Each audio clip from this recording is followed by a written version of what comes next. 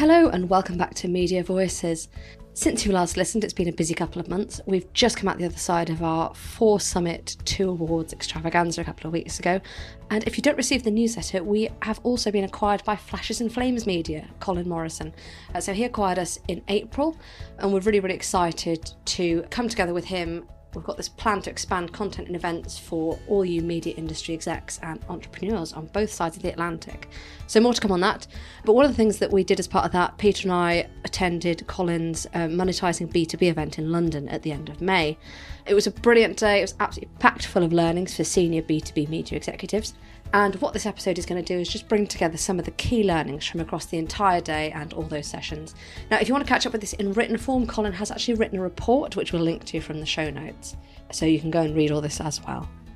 But this episode, we're going to explore some of the themes that came out of that day, from AI's profit potential to why proprietary data can define the future of B2B, and the reimagining of events, which includes why B2B shows should look at festivalisation.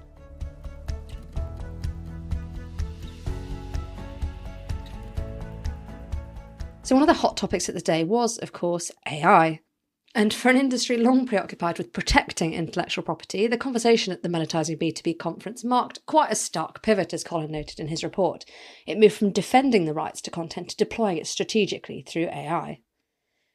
AI consultant Paul Hood moderated a standout session with FD Strategies' Adriana Whitley and Alvarez and Marcel's Amir Malik. So they led a discussion on how AI is already reshaping the commercial logic of B2B media. Here are some highlights.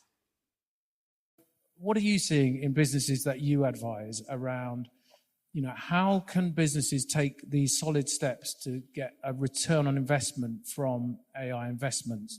Because I've certainly seen that there's a lot that can be done. Not everything is going to work.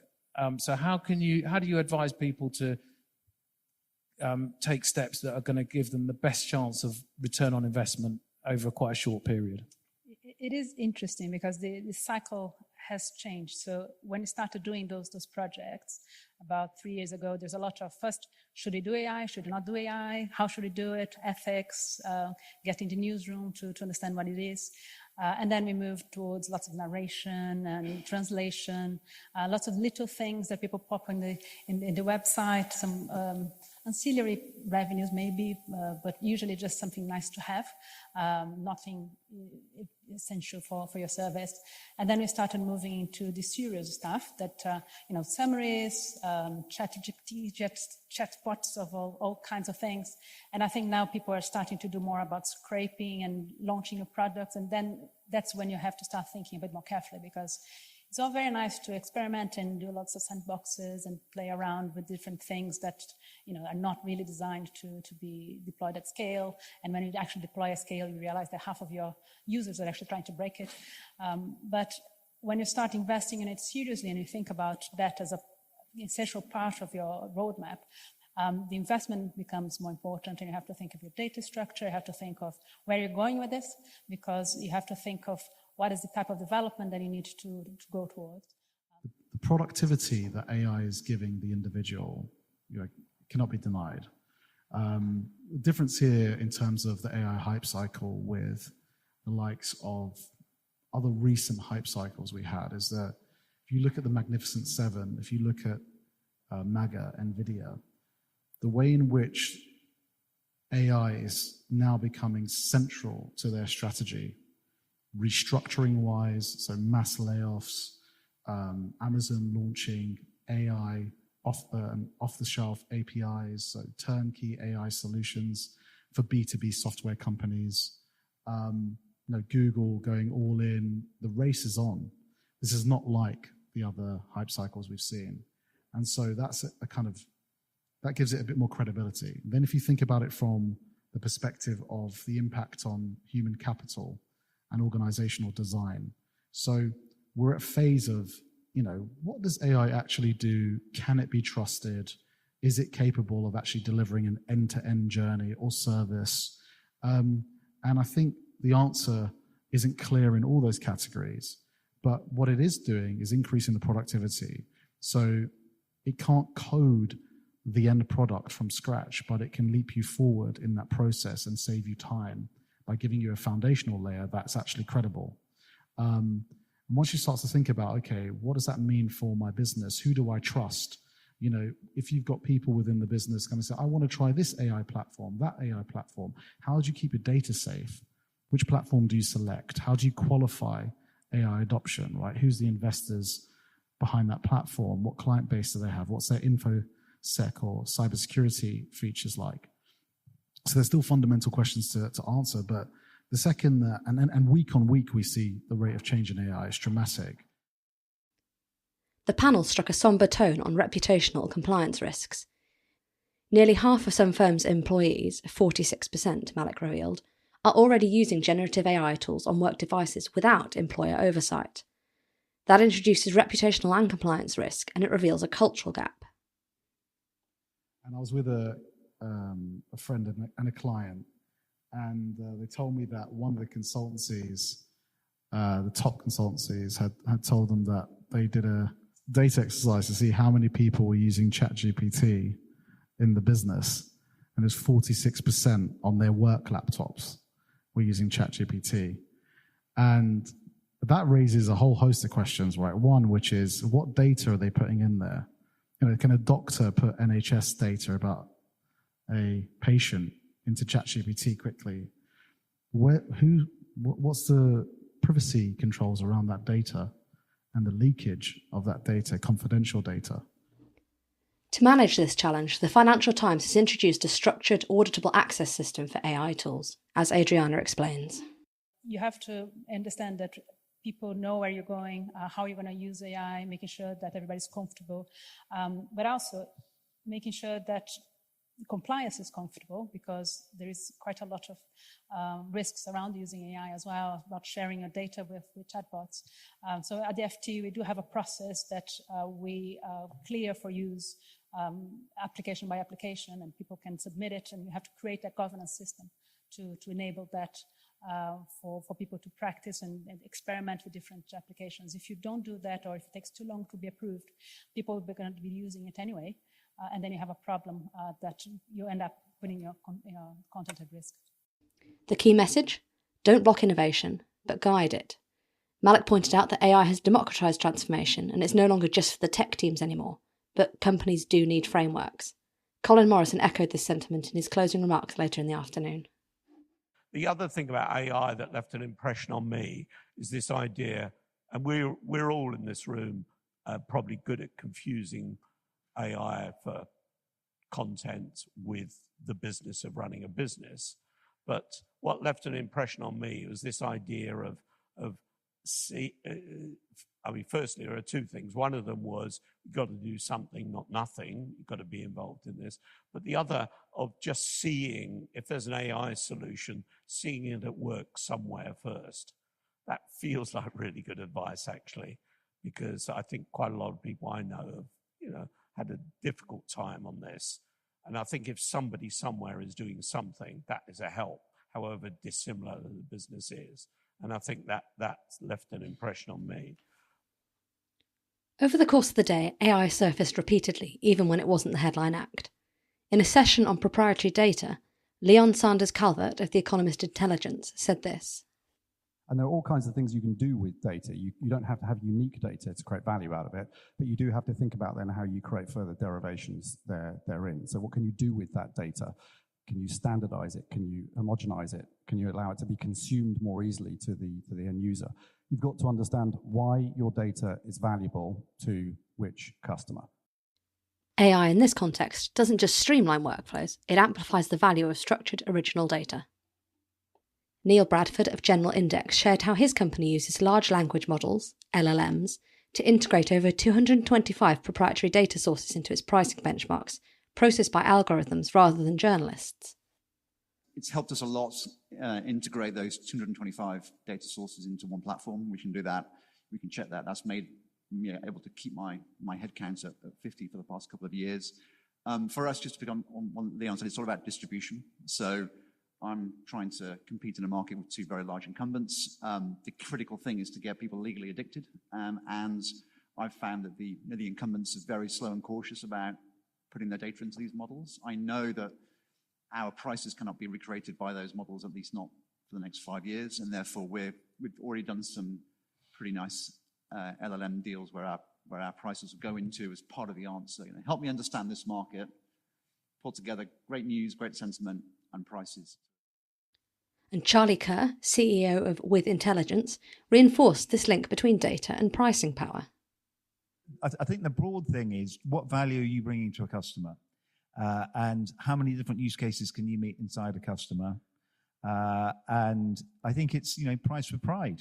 And I think too often, particularly if you've come from the publishing side of the world, you're quite nervous about price. And if you have got something that is going to help somebody make money or is going to be vital to them running their business, they're going to pay you what you need to get paid. For me, the number one thing we did it with was make sure that we took a bunch of media assets and turn them into data assets that were then used by the customers as data assets. So if you wanted to use what we were giving you as a news product, you could do that, but you were going to have to pay a data price for it. So I think it's, price for pride. Elsewhere, the implications of AI flickered beneath the surface. Hugh Jones, CEO of RX, didn't use the term AI directly, but he spoke about lifetime customer value, digital monetization, and rebuilding products around data workflows, all of which are fertile ground for AI. Tracy DeGroos of William Reed Group spoke of data as insight and knowledge about people, and stressed the need for cultural empowerment before technical transformation. AI, she implied, isn't a plug-in, it's a mindset. Simon Cook of Cannes Lions revealed that 30% of the festival's revenue now comes from digital subscriptions tied to awards data, which is a rich, structured dataset with vast AI potential. As Colin notes in his report, if there was one thing about AI that became glaringly apparent during the day, it's that it's not a standalone trend. It's embedded in pricing strategies, talent decisions, data governance, and product design. Treating it as a bolt-on means missing the point and, by extension, the profit. Amir Malik had some parting advice. We very quickly run to, is AI really mature enough? Can AI do it? What does this mean for the headcount? I think you need to create a culture of experimentation. So you need to see AI in action. So at the very top of the tree, look at demos, request them, engage with AI businesses, because it's all speculation until you actually see AI producing assets for you and performing around your business with your brand name. And that's very powerful optics. As Colin concludes in the report, what's emerging from this is an understanding that AI, properly integrated, is not a threat to B2B media. It's its most powerful new lever.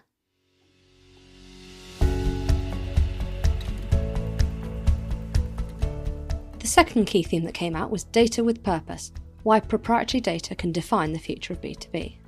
What stood out in every discussion about data at Monetising B2B was that the focus wasn't on how much data you have, but how deliberately it's built, how intelligently it's refined, and how purposefully it's applied. Speaking on a dedicated panel about proprietary data, Leon Saunders-Calvert, president at The Economist Intelligence, explained why the media industry's obsession with quantity must give way to value. How do you identify the sort of value of the data assets that you have? Or how do you differentiate that value? I think there are a number of component parts, because too often this sort of data is the new oil. It gives this impression that all data is equally valuable, and of course that's by definition not true. And there are numerous ways to think about that.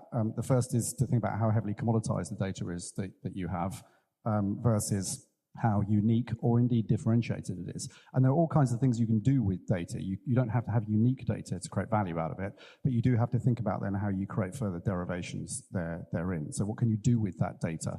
Can you standardize it? Can you homogenize it? Can you allow it to be consumed more easily to the end user? You've got to understand why your data is valuable to which customer. So what is the actual use case for your data? What does it generate value? And that gives you a very good indication as to what the commercial value is associated with it. This view was shared by others on the panel. Charlie Kerr, CEO of With Intelligence, emphasised the importance of starting not with the data, but with the end user's need. And in terms of the sort of the high value piece, if we can help a fund manager or private equity manager find an investor, the return on investment they're going to get from that is huge. We once had a Frenchman who wrote an email to a journalist saying, "Thank you very much for covering my fund launch. I got a $30 million ticket from XXX investor. So first thing we did is think, right, the subscription price is going to be 3 times more next time. And it really works because you can actually say you have now become critical to a process. And I think it's all about ensuring that you have data that nobody else can get, and you've got to work out how you get that. And I think that journalism is a good way of enriching that data, but it can't be the sole source of the data. The same principle applies in insurance, said Mariana Valle, CEO of Insurance Insider. It is challenging to find out which data set you should go after. We're going through a big process right now. So we started with about 15 ideas. We had 3 or 4 that we were quite strong on. And then we're now surveying a larger amount of people to try and understand which ones we should focus on. And then the next point, which we haven't covered, is what people are willing to pay for, right? Which is... So were those ideas generated editorially within your team and then taken to market, or was it the other way around? I would say a mixture of both. So some of it came from the team, some of it came from us speaking to the market. So one of the first things I did when I became the CEO of Insurance Insider was to, how do I understand this market? I don't come from an insurance background, so I spoke to about 30 or 40 people across the market to understand the market, and from there a lot of ideas came from. So I would say that tends to be, it works, right? Go and speak to people and understand what they need. Mariana reinforced that proprietary data needs to earn its keep through direct relevance and utility. Now, while integrating into client workflows has long been regarded as the main aim, Leon noted that even when a company doesn't own the workflow, it can still add value by making data easily embeddable. Neil Bradford, CEO of General Index, offered a clear example. Where others rely on journalists to make market judgment calls, General Index has replaced the subjective with the systematic. And instead, what we've built over the last 5 years is we've built a network of now 225 data contributors who, under NDA, with confidentiality in place, send us trade data. I checked last night, we got 14,000 trades yesterday.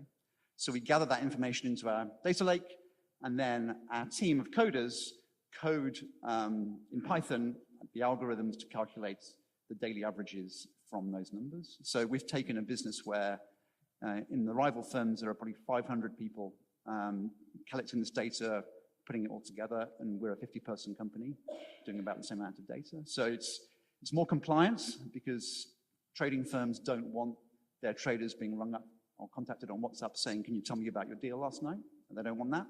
It's more consistent, and obviously it's a vastly more efficient cost base. Bradford's point wasn't just about automation, it's about integration. True value, he said, emerges when data moves from being read to being relied on, from dashboards to decisions. Their clients don't just look at their data, they build their operations around it. In this context, he explained that proprietary data becomes powerful not because you have it, but because you make it part of the operational infrastructure of an industry, used in contracts, trading systems, and benchmark pricing. When data is not just available but relied on, it stops being content and becomes infrastructure. This shift wasn't confined to a single discussion. Across the conference, a quiet revolution in data strategy was underway, highlighting the shift from monolithic data products to targeted embedded insights, from LexisNexis Risk Solutions reinventing their business to Reed Exhibitions CEO Hugh Jones's vision of exhibition analytics delivering ROI to exhibitors. The message was clear. Data has to work. It has to move, and it has to mean something. Mark Kelsey, CEO of LexisNexis Risk Solutions, emphasised this during an earlier discussion with Colin Morrison. He said Reed Business Information, or RBI, needed to transform itself by exiting the magazine business and building data platforms. And we decided to do a fundamental rethink on the strategy. And our strategy was to get out of advertising and just concentrate on online paid data. And advertising was more than half our revenue, so it's pretty bold. And the online data services were between 15 and 20%. So we then spent about 3 months HQ, literally a market a day, 20 markets going through them all, with a simple question. Can this market migrate to online data? And broadly speaking, a third absolutely could, a third absolutely couldn't, and a third we weren't sure about. We need to give it 2 or 3 years and see. But it meant that we knew we had to kind of exit a third of our market straight away. So in terms of what did we do, The most important thing we did was a step change in innovation.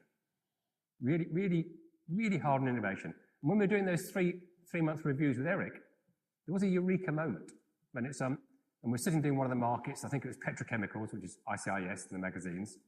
And Eric said to me, "So what's this market worth?" I said, "I don't know. I can tell you the revenue and the profit, and the margin." He said, "But you're the CEO. How can you not know?" But let's just say it was a steep learning curve. But what we did after that is we built a model that said every online data service you have a multiple profit of X. The marketing solutions had a multiple profit, a bit lower, and then magazines a bit lower again. We built a spreadsheet of what the business is worth. But the eureka moment wasn't that. The eureka moment was Eric, from his private equity background, was absolutely focused on value creation over a 3-year cycle. And we'd always worked in 1-year budgets at Reed, but and this time it was about how quickly can you accelerate the investment over a 3-year period and make a really meaningful step change. But of course you have to do the same on costs. And then you look at the beginning, what you're saying, you look at the 3-year period and you can see the value creation. And that's what Eric wanted. And that's a very good lesson for us. So then we kind of said, so what do we actually do when we got stuck into it? The most important thing we did, we step changed our innovation, trebled it overnight. And that's where all the value creation came from. The second thing we had to do was disposals. If I look back over 10 years now, we've done 70 different disposals in 14 countries, and all 331 magazines have gone. We also sold some of our marketing solutions because they were advertising, like Total Jobs, where we got 180 million for it. But and that was quite a tough process. But and we broadly to sell a third of those in the first 18 months. The same rethink of data strategy was central to Hugh Jones, CEO of RX, Reed Exhibitions' fireside chat. He explained how they stopped thinking about themselves as event organisers and started seeing themselves as data and connection platforms. That meant investing in analytics not just to sell sponsorships but to prove value. We stopped over 130 shows in 42 countries. Now 132 shows in 42 countries. Why would I stop those shows? Because to me, they're not children. They're not children, they're stocks. And if the show's not doing well, just because people loved it 5 years ago, and it's going to come back in 3 years, Mr. Jones, I promise. No. My shareholders are not going to wait. And I'll tell you, in the data and tech world, that is death. Absolute death. So what you do, stop them. They're all low margin or negative shows anyway. You're going to increase your margin, your GP, your gross profit margin just by doing that. Give me money. I go over to Brian, brilliant, and we build stuff that makes money. And in the last 5 years, we built a $100 million data business. $100 million, 80% margin on data, growing faster than our shows. And what is that? How are you getting money from data? We capture the value we create, and we do so unapologetically. We don't give away some of these things just for free and increase the square meter stand, which is what used to be done. If you create something of value from your data, for example, if you're an exhibitor at our shows, we can tell you, if you opt into this program and you pay for it, we'll tell you, what was your share of mind from your target audience that came up to your stand? What was the share of mind that your competitors got? What was the level of person who came up to your stand versus your competitors? What SKUs or products were they interested in versus your competitors? How long? How many minutes did they talk to you versus your competitors? Basically, how did you do from a return on investment, and how did your competitors do? That's called Exhibitor Dashboard.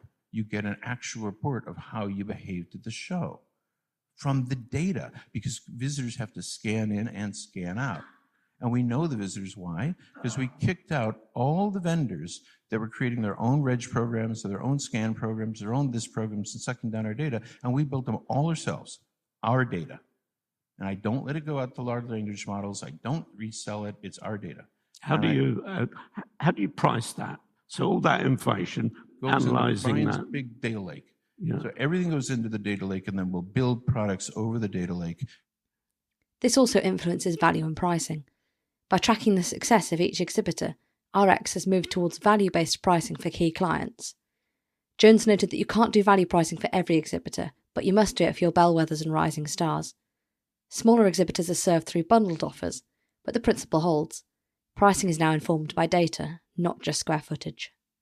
In a session on what's so special about Cannes Lions, Simon Cook, CEO of Cannes Lions, offered a compelling example of how awards data, traditionally treated as static content, can become a dynamic, monetised asset. I think for most people who have run award shows, traditionally you would design the entries so that you have the jury member very much as the subject, the person who requires that information, that data. That remains today, but it's also really thinking about the performance of a particular piece of work, a piece of a creative campaign, for example. And, what makes it special? What were the conditions for success to enable that piece of work? Why is it great? Where did it run? How many times? So it plays into the effectiveness of marketing as well. And it's really through harnessing that information and reframing it in a new format, in a digital subscription realm or in a consultancy realm, that enables our clients to extract the value from it, because we're giving them an idea of what good looks like and then the tools to enable that to happen. By structuring entries to extract insight, Cannes Lions has built a thriving intelligence business. Their rankings and indexes, derived from 27,000 annual entries, are used not only for recognition, but also as benchmarking and recruitment tools, offering clients a competitive advantage. Alongside the awards, there's obviously the recognition that people are looking for, but also it's a rankings and an index. And obviously you can slice indexes and rankings in any way you like, really, but based on the needs of the audience. If people want to understand who's best in the world at a certain thing, who the competitors in that space might be, but also who to work with and why. So it becomes a recruitment tool and a talent tool as well. As a result, roughly 30% of Cannes Lions' revenue now comes from digital subscriptions and consultancy services, showing how even legacy creative data, when standardised and repackaged, can be embedded into products clients are willing to pay for year-round. As Colin Morrison noted in his closing remarks, the real power of data lies not in uniqueness, but in outcomes. If you have valuable data, it's valuable. And if you are the only one with that data, then of course you're in a good situation. But actually, those guys were making the point that it's the end case that matters. It's how you use the data. And it could be wrapped up in a whole package of things, some of which is original data, some of which may be very ho-hum data. But in the end, if it does the job for somebody, then it's valuable for them. And that there is a market for data that isn't unique data, but it's got to be convenient and distinctive and targeted to somebody who can really make money from it. I think we all understand the point about data, that AI renders a lot more information in our world more freely available and more cheaper, and therefore the more original data we have, or the more we do with data that makes it original, distinctive and valuable, clearly that better. This view, echoed across the Monetising B2B conference, enables data to be more than content. It becomes an asset.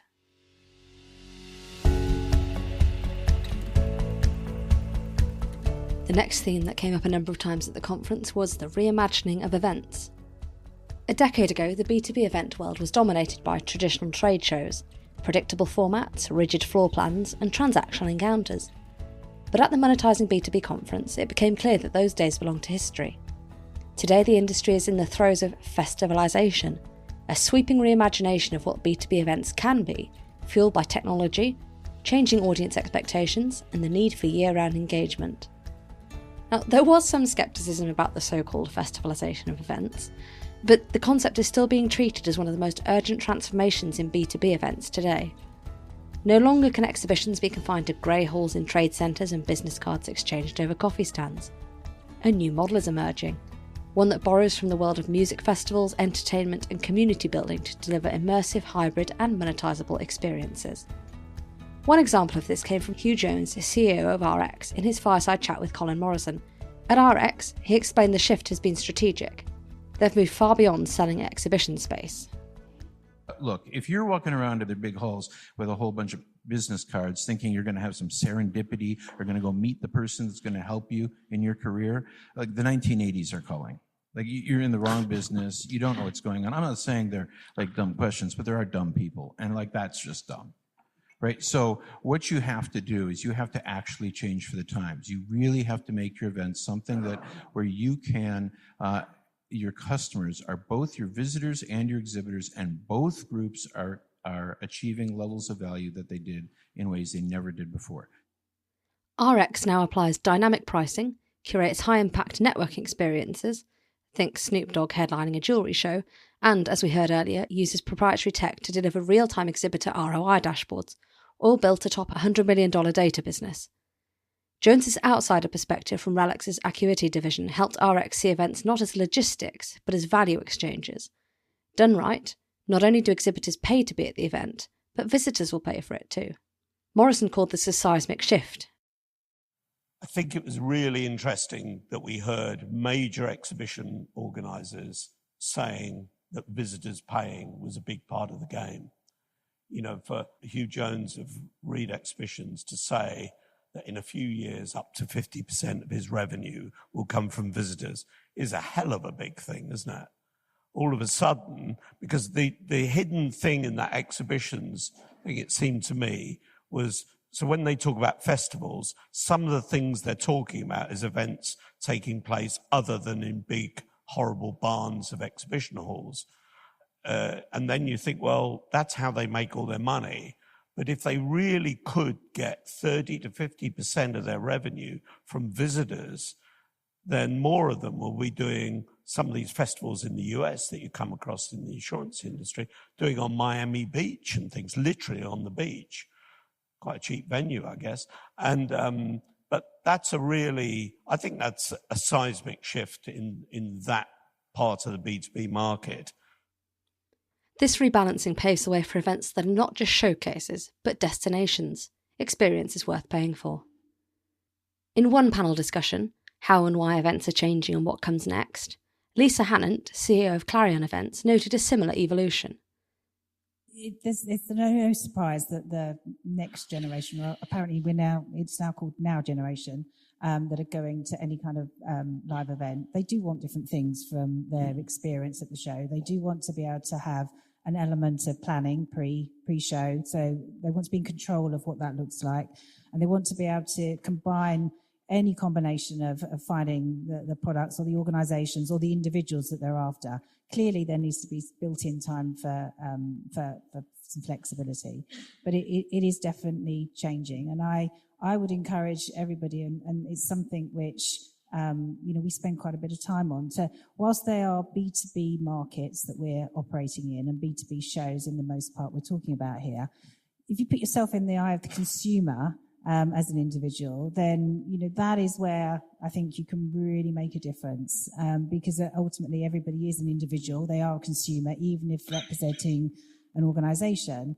That personalised experience and benefit that you as an individual get out of it on behalf of your organisation is really important.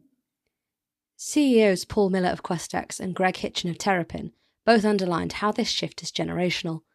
The retirement of older audiences during COVID made room for a new cohort with fresh expectations.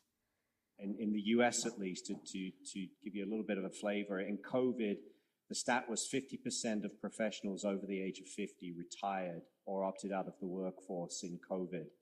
Some of them are trying to get back right now, but at the time they opted out, which was a sea change of event attendees. Normally it was the 50-year-old and above who got to go to the event almost as a perk, or at least because they were the most senior in their organization, so they could get to go.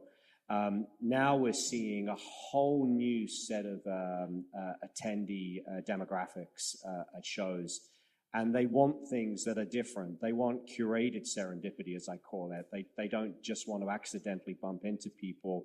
They want you to say to them, here are 30 people, 20 companies, 5 sessions, and 4 networking areas that you probably want to engage with at the show you've just signed up for. Not mandatory, but suggested, curated serendipity, if you will. And it's funny because my daughters are both in their 20s and will often ask me, why are you going to a show? Why don't you just get on Zoom or Teams and just meet people? And they've never been to a show, so they don't understand the full experience and the full serendipity and the full opportunity for curation. But they do understand Taylor Swift, and they understand what that was like. And interestingly, when I asked my daughters what was the best and worst thing about Taylor Swift at Wembley, basically getting to the subway station dominated their experience at that show. How to get out, get away, and get back to their home on time. They expect better than that. And there's so many things that are out of your control as an event organizer that you just have to do the best you can. But when they're in your hall, you've really got to curate an experience that they want to, I use the word Instagram, that they want to send out to their friends and say, look where I am and look what I am doing. And that's a different experience than some of the other experiences that we've talked about. As part of that panel, Hitchin described how Terrapin empowers local teams to own regional event strategies while leveraging global infrastructure. And Miller emphasised how Questex has restructured for daily digital engagement with its communities, not just 3-day spikes of activity. In a fireside chat, Simon Cook, CEO of Cannes Lions, reinforced this transformation from the awards sector. Cannes Lions is now an all-year-long business with 4 integrated pillars around events, awards, intelligence and learning. As he described earlier, the awards provide recognition, but they also feed their rankings, benchmarking tools and consultancy. Those have now become year-round revenue streams. Meanwhile, UK-based William Reed offers another model for transformation. From its publishing roots with the Grocer magazine, the 162-year-old company now earns over 60% of its revenue from events, as CEO Tracy DeGroos explained. So we are a business born with a sort of publishing heritage and legacy who has managed to pivot into events. I would argue without losing sense of our publishing history as well. In many ways, the two feed each other. It's all about content.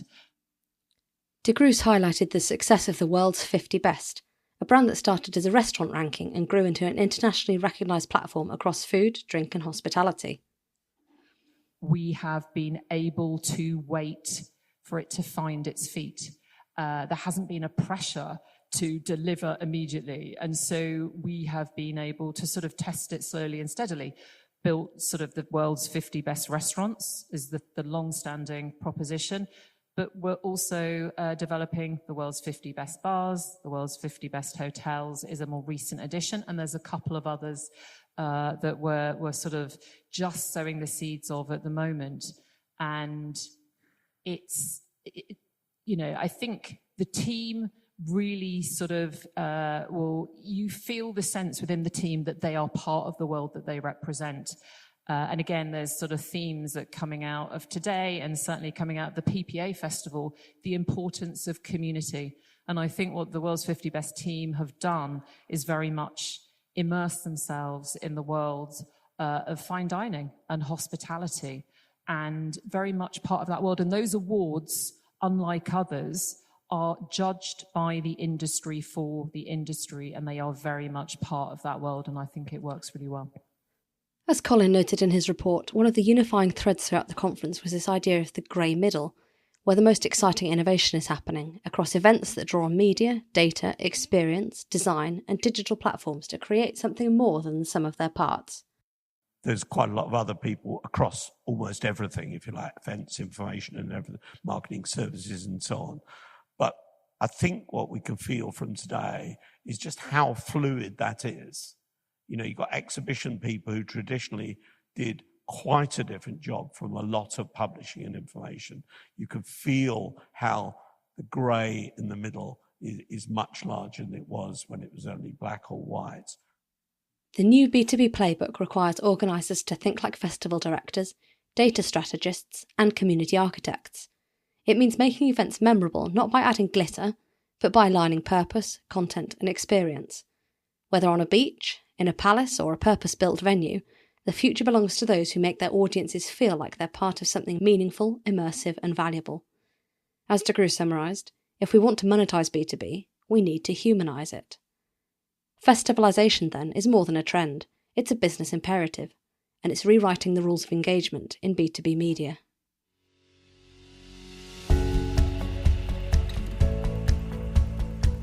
That's all for this episode, but that's not all from the conference. If you want to read Colin's full report, which also deals with the art of innovation, entrepreneurship and leadership, transformation and the state of B2B into the future, you can find that at flashesandflames.com, or we'll link to it from our show notes at voices.media. If you're new here, we also publish the Publisher newsletter every Tuesday. You can sign up to that via our website voices.media and head to the newsletter tab. That brings the write-up from this episode and similar episodes, and we've got lots more as well that's not necessarily here in podcast form, so please do sign up to that and we hope to be in your inbox. So we'll be back next week. Peter is putting together a very exciting episode on the print revival, which is the latest report we've just published. Again, you can download that at voices.media for free, or you can actually order it in print, and all the details to download that are at voices.media/print revival. So you'll hear from us again next week, and over the next few weeks we'll be releasing highlights from our Publisher Summits, which covered newsletters, podcasts, apps and print a couple of weeks ago. We'll be bringing you some of the highlights from that both in the podcast and the newsletter. But until next week, goodbye.